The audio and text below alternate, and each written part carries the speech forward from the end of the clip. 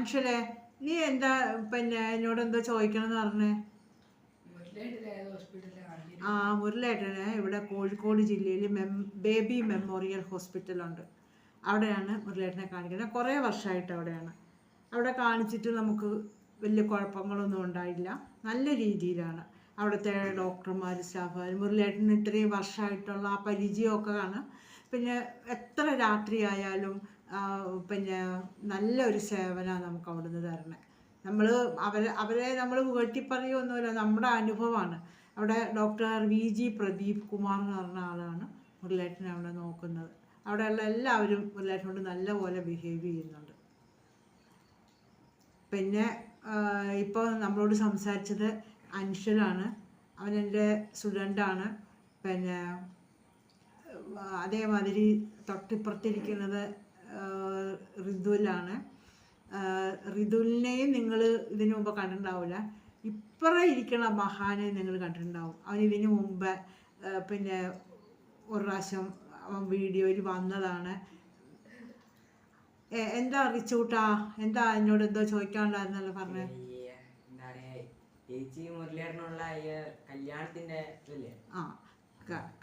ഞങ്ങളുടെ കല്യാണം കഴിഞ്ഞിട്ട് ഏകദേശം 15 വർഷം കഴിഞ്ഞു. ഞങ്ങളുടെ ഒരു അറേഞ്ച്ഡ് മാരേജ് ആയിരുന്നു. മുരളിയേട്ടൻ്റെ എല്ലാ അപാകതകളും ബുദ്ധിമുട്ടുകളും അറിഞ്ഞുകൊണ്ട് തന്നെ ഞാൻ കല്യാണം കഴിച്ചാണ്. കല്യാണ ടൈമിന് മുമ്പ് തന്നെ എൻ്റെ വീട്ടുകാരും ഒക്കെ മുരളിയേട്ടൻ്റെ വീട്ടുകാരൊക്കെ പറഞ്ഞു, മുരളിയേട്ടൻ ഇങ്ങനത്തെ പ്രശ്നമാണ്, നീ വളരെ ആലോചിച്ചതൊക്കെ കല്യാണം കഴിച്ചാൽ മതി എന്നൊക്കെ പറഞ്ഞിരുന്നു. പക്ഷെ നമുക്ക് നേരത്തെ എനിക്ക് മുരളിയേട്ടനെ അറിയാമായിരുന്നു. മുരളിയേട്ടൻ എന്ന വ്യക്തിയെക്കുറിച്ച് നല്ലപോലെ അറിയാമായിരുന്നു.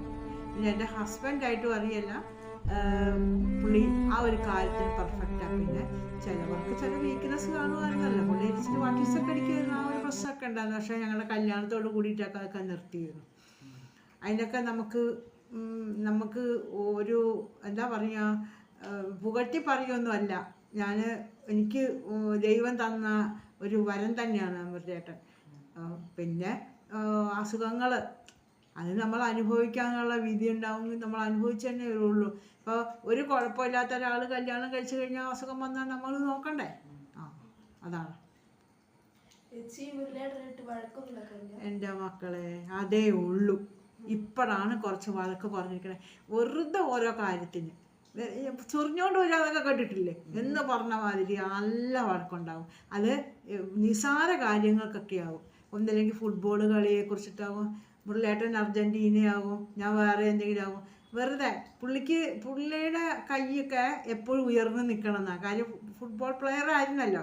അപ്പോൾ കളിക്കൊക്കെ ഈ വയ്യാണ്ടായിട്ട് പോലും പിന്നെ രാത്രിയിലൊക്കെ കുറേ നേരം ഇരുന്ന് കളി കണ്ടിട്ടുണ്ട്. പിന്നെ ഡോക്ടർ ചീത്ത അറിഞ്ഞിട്ടാണ് കളിയൊക്കെ കാണൽ കുറേയൊക്കെ നിർത്തിയത്. ഇനി നിസാര കാര്യമൊക്കെ മതി. പിന്നെ കറിക്ക് ഉപ്പ് കുറഞ്ഞു, അല്ലെങ്കിൽ ഉപ്പ് കൂടിപ്പോയി എന്നൊക്കെ പറയുന്നത്. ഉപ്പ് പൊതുവെ പുള്ളിക്ക് ഉപ്പ് കുറവായിരുന്നു വേണ്ട. ഇപ്പോൾ ഈ അസുഖം വന്നതോട് കൂടിയിട്ട് ഡോക്ടർ പറഞ്ഞിട്ടുണ്ട് ഉപ്പ് നല്ലതുപോലെ കഴിക്കാൻ. കാര്യം സോഡിയത്തിൻ്റെ വേരിയേഷൻ വരുന്നുണ്ട്, സോഡിയം കുറഞ്ഞു വരുന്നുണ്ട്. അങ്ങനെ സോഡിയം കുറഞ്ഞു കഴിഞ്ഞാൽ ഫിറ്റ്സൊക്കെ വരാൻ സാധ്യതയുണ്ട്. അപ്പോൾ ആദ്യ രാത്രിയിൽ ഞാൻ മുരളിയേട്ടനെയും കൊണ്ട് ഹോസ്പിറ്റലിൽ പോയിട്ടുണ്ട്. നമുക്കതൊന്നും മറക്കാൻ പറ്റാത്ത കാര്യമാണ്. കാര്യം സർവ്വദൈവങ്ങളെ വിളിക്കാന്നൊക്കെ കേട്ടിട്ടില്ലേ നിങ്ങൾ? അങ്ങനെ ഒരവസ്ഥയിലേക്കാണ്. ആ ഒരു അവസ്ഥയൊക്കെ കേൾക്കുമ്പോൾ നമ്മൾ കഴിഞ്ഞ ജന്മവും ഈ ജന്മവും ചെയ്ത എല്ലാ പാപങ്ങളും അങ്ങ് നിന്നു പോകണ പോലെയാണ്. കാര്യം അത്രയും നമ്മൾ അനുഭവിച്ചു എന്ന് പറഞ്ഞാൽ വേറെ ഒന്നുമല്ല. നമുക്ക് ഈ ഒരു അസുഖം വന്നിട്ട് നമ്മൾ ആംബുലൻസിൽ പാതി രാത്രി കൊണ്ടുപോകുക എന്ന് പറയുമ്പോൾ ആ ഒരവസ്ഥ നമുക്ക് പറഞ്ഞറിയിക്കാൻ പറ്റൂല, അല്ലേ? ആ ഒരു വല്ലാത്തൊരു ബുദ്ധിമുട്ട്.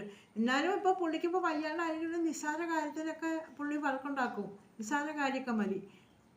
ചീർപ്പിൽ പിന്നെ ഒരു മുടി കണ്ടു, ബാത്റൂമിലെ ലൈറ്റ് ഓഫ് ആക്കിയില്ല, അതിനൊക്കെയാണ് വഴക്ക്, വേറെ ഒന്നിനല്ല വഴക്ക്. അങ്ങനെയൊക്കെ ഓരോ വഴക്കുണ്ടാക്കും. അല്ലാണ്ട് വേറെ ഉള്ളൊരു പ്രശ്നമൊന്നുമില്ല. ഞങ്ങൾ പൊതുവെ ഹാപ്പിയാണ്. പറഞ്ഞില്ലേ, ദുഃഖങ്ങളെല്ലാം പങ്കുവയ്ക്കാം, ദുഃഖഭാരങ്ങൾ എന്ന് പറഞ്ഞ മാതിരി ഞങ്ങൾക്ക് രണ്ടുപേർക്ക് നല്ല വിഷമങ്ങളൊക്കെ ഉണ്ട്. ഞങ്ങൾക്ക് മക്കളുണ്ടായില്ല. ആ സമയത്തൊക്കെ ഓരോ പ്രാവശ്യം ആയിപ്പോയി. ആ ഒരു വിഷമമുണ്ട്. ഞങ്ങൾ വയസ്സായിക്കൊണ്ടിരിക്കുകയാണ്, അല്ലേ? നമ്മൾ ഓരോ വർഷവും നമ്മുടെ വയസ്സ് കൂടിക്കൊണ്ടിരിക്കുകയല്ലേ. ഇപ്പോൾ മുരളിയേട്ടൻ്റെ മകള് ഞാനും എൻ്റെ മകൻ മുരളിയേട്ടനും എന്ന് പറഞ്ഞ പോലെ ഞങ്ങൾ അങ്ങോട്ടും ഇങ്ങോട്ടും ജീവിക്കണം. ദൈവത്തിനോട് ഒരൊറ്റ പ്രാർത്ഥന മാത്രമേ ഉള്ളൂ, നിങ്ങളും പ്രാർത്ഥിക്കണം, ഒരു പെട്ടെന്നൊരു അസുഖങ്ങളും മറ്റുള്ളതും ഒന്നും ഉണ്ടാവരുതെന്ന്. അല്ല, നിങ്ങൾക്ക് അറിയാം, നിങ്ങൾക്ക് ഞങ്ങളോടും മുരളിയേട്ടനോടൊക്കെ നല്ല സ്നേഹം ഉണ്ടെന്നൊക്കെ അറിയാം നമുക്ക്. പിന്നെ ആദിയുടെ കുടുംബത്തെക്കുറിച്ച് പറയൂ. കുടുംബം, അമ്മ ഹോസ്പിറ്റലിൽ വർക്ക് ചെയ്യുന്നു അല്ലേ? ആ, കോഴിക്കോട്. അവിടെ മാർക്കറ്റിലാണ് അല്ലേ ജോലി അല്ലേ, കളക്കാട്.